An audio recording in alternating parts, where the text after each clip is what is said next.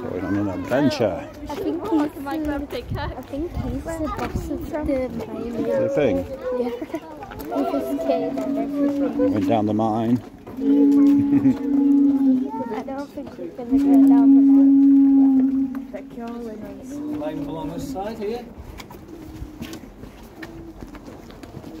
Are we going to go right the way down? Not right the way down. I'll tell you about that in a minute. Unless you brought your scuba gear, we can't. Right, my name's Ben. This is the Mahogany Drift at Beamish.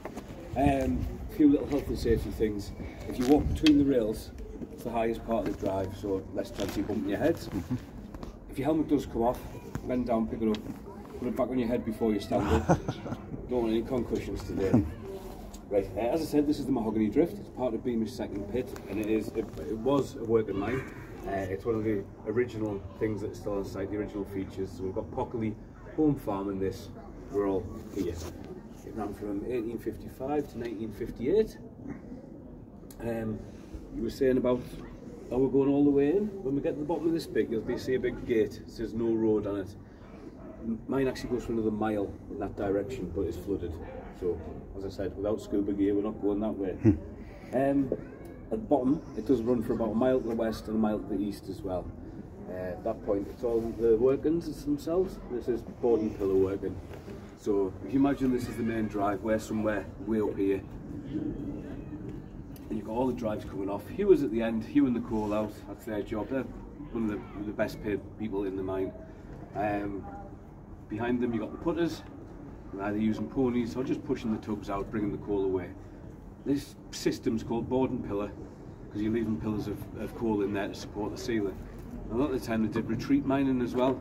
So on the way out, once they've reached their boundaries, they've got the legal boundaries where they're allowed to mine to, surveyor will tell them when they've got the end of it. They come back to do retreat mining, so they'll take these out. These are a lot softer by that point because the weight of the roof's been pushing down, thousands and thousands of tons of rock's been crushing them, cracking them. They're a lot softer, a lot easier to get out, but obviously it's a lot more dangerous because at that point there's nothing holding the roof up if you take those out. Have you been around the rest of Beamish today? Been to the town? There was another drift over by the town. Another thing they did, they bring the coal out of that drift, overground, straight in here. I'm not putting it back underground, and take it down here, and like I said, a mile in, that's the bottom of the shaft. The top of the shaft is way up on top of the hill, and that's where all the infrastructure is to get the coal to the railway lines, take it to Newcastle, take it through to Sunderland, anywhere there's a stave where they can get it onto a ship. So they bring the coal out of that drift, back underground, and then up the shaft. And apparently in the winter, they could tell which tubs came from which mine, because the ones from this mine didn't have any snow on them. The ones coming over ground from that one would have snow on the top. Still had it on when they came off the top of the shaft. Obviously, this is the pit village, but along with the town, we're all based in about 1913. The reason it's 1913 is because in that year, County Durham broke all the records for coal production. As far as I'm aware, that record still stands. So this county produced 41.5 million tonnes of coal, which is an awful lot. A lot of it went off all around the country. Like I said, they used to take it to Newcastle, they'd take it to Sunderland, put it on boats. I was just talking to a chap before who used to work at Monk Weymouth Colliery.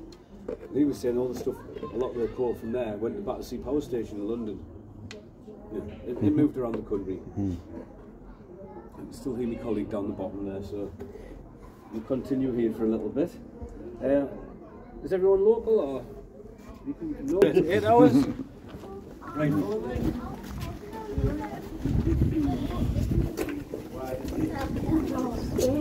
Wow.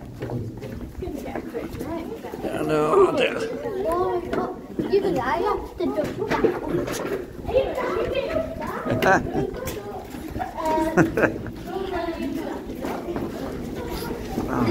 We have definitely not been here before. No. We went to the other coal mine. Oh yeah.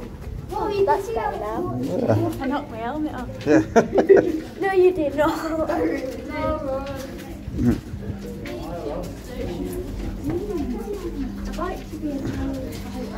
Right, do you like to gather around here? He said that it's all flooded. Right, can everyone see?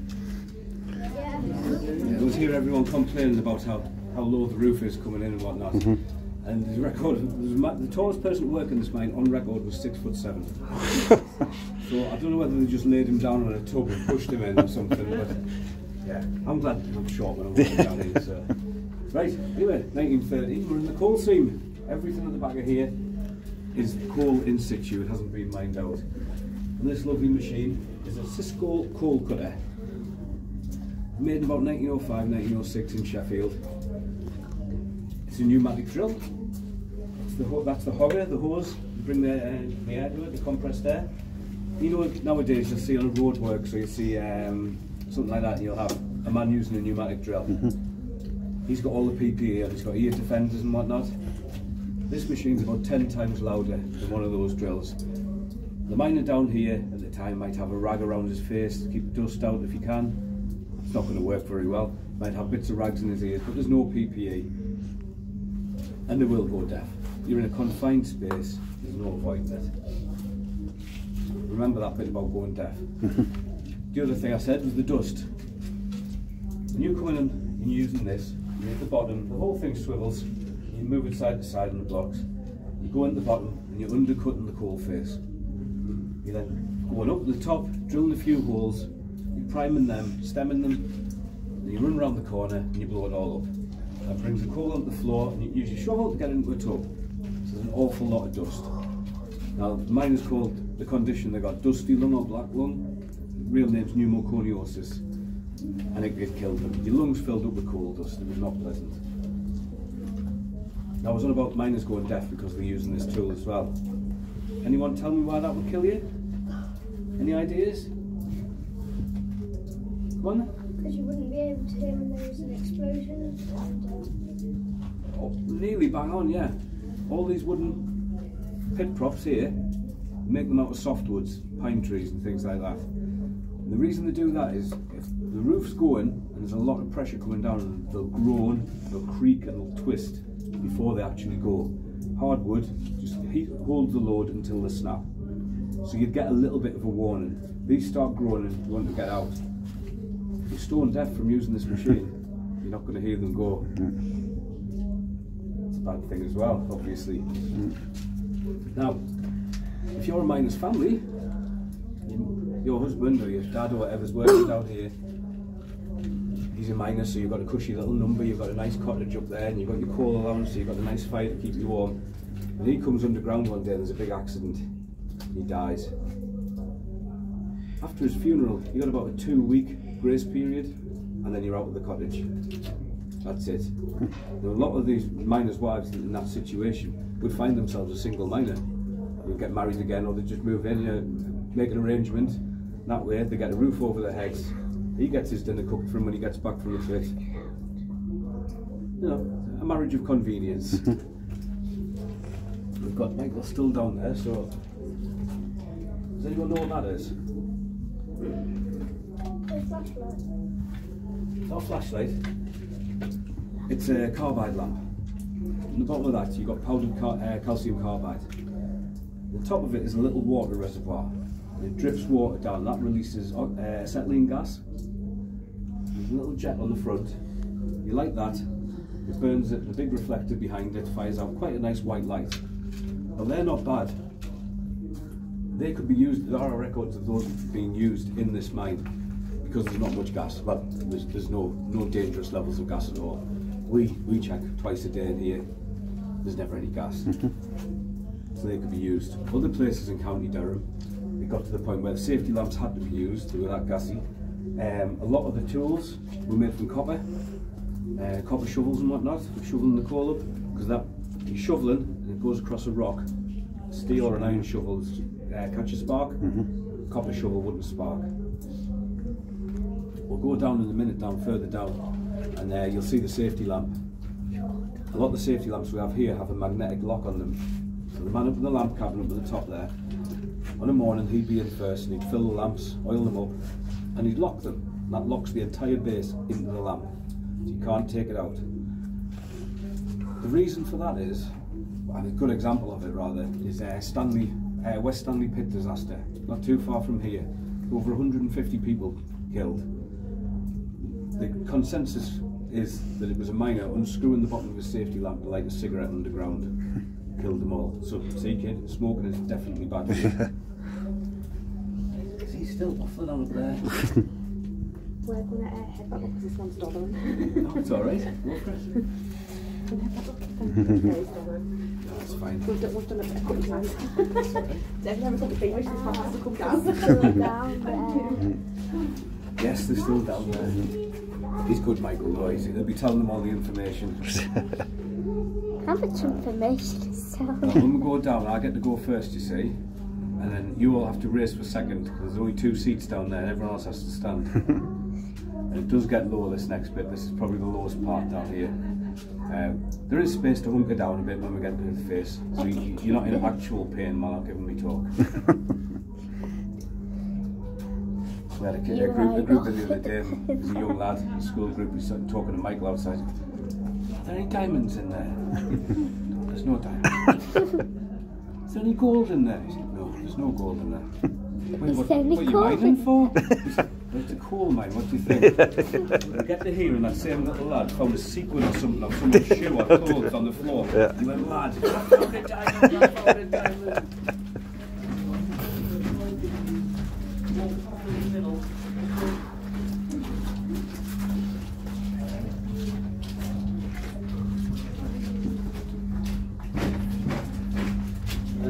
Come on.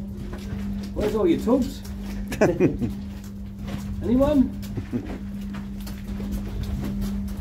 Small pickings there, Michael. There's no coal coming out. Right, you play to follow me. Right.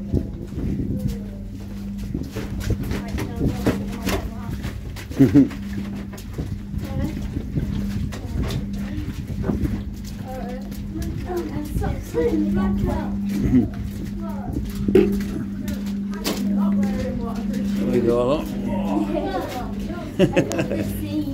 Right, that means you get a job to do.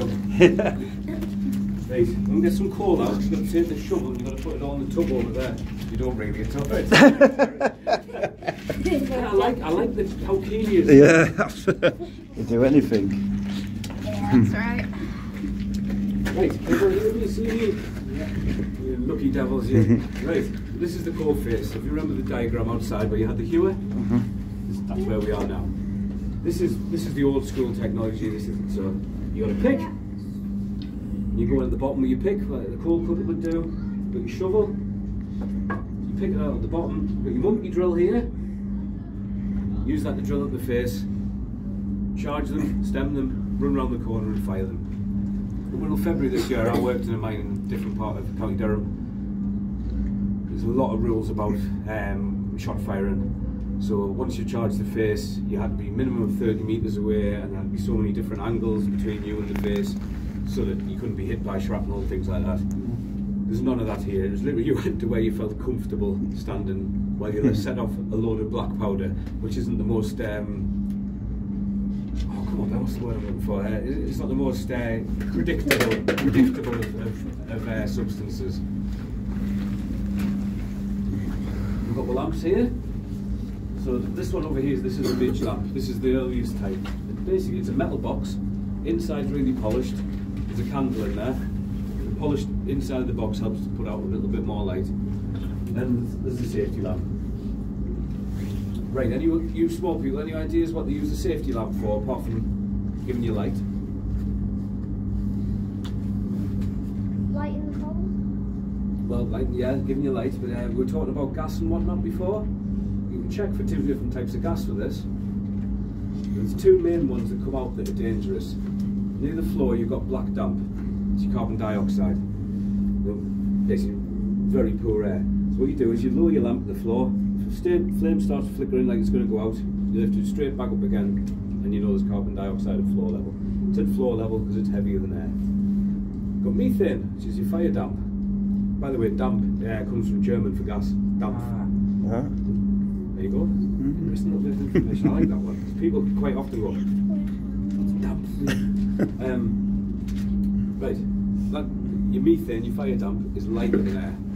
So what you do is you lift it up the top, and the little nozzle on the side, there's a little inductor. Press that and pull a little bit of air in.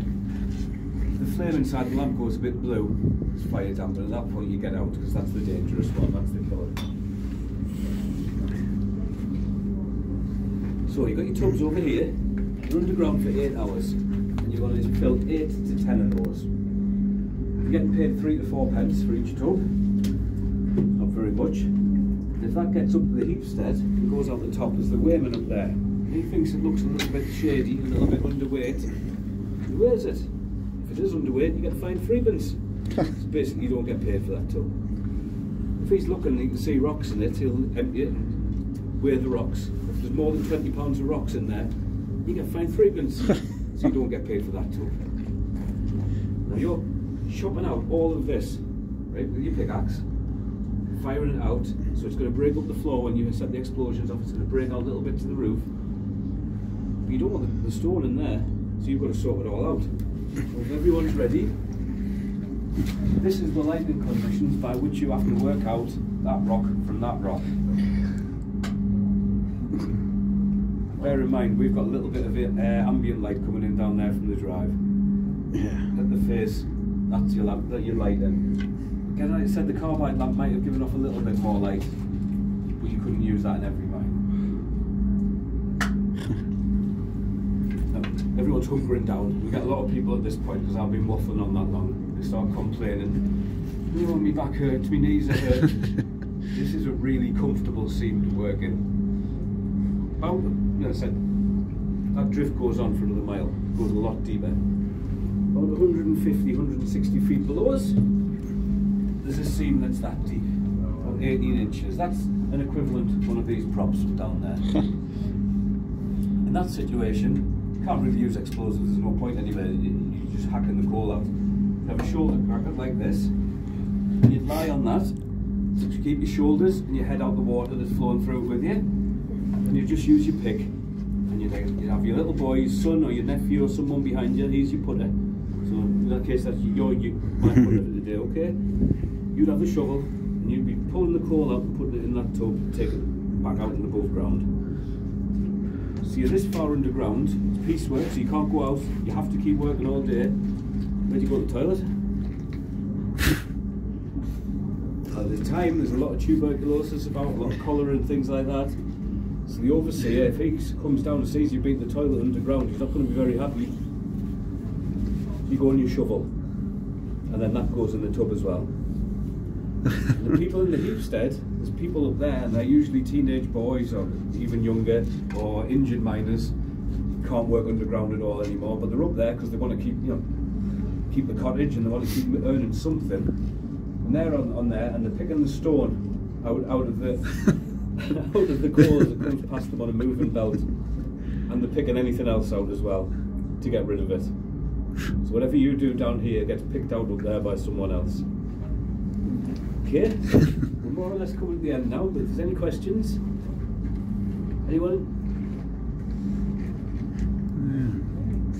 Right, well, you've been lovely. If you want to turn around, if anyone thinks of a question on the way up, just grab me outside and I'll attempt to answer truthfully.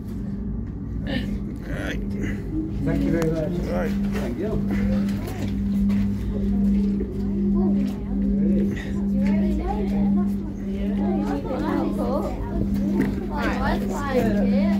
I'm going for a 9. Look how fucking it was. A lot of things are very dangerous. As long as you paid attention and kept your eye on it, you're probably going to be alright. Just when people are tired from working long shifts, they're not that big.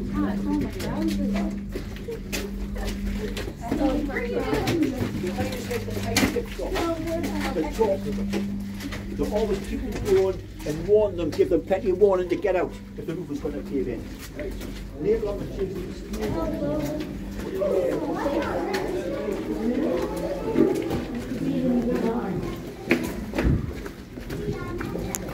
What do you think of that then? Cool there.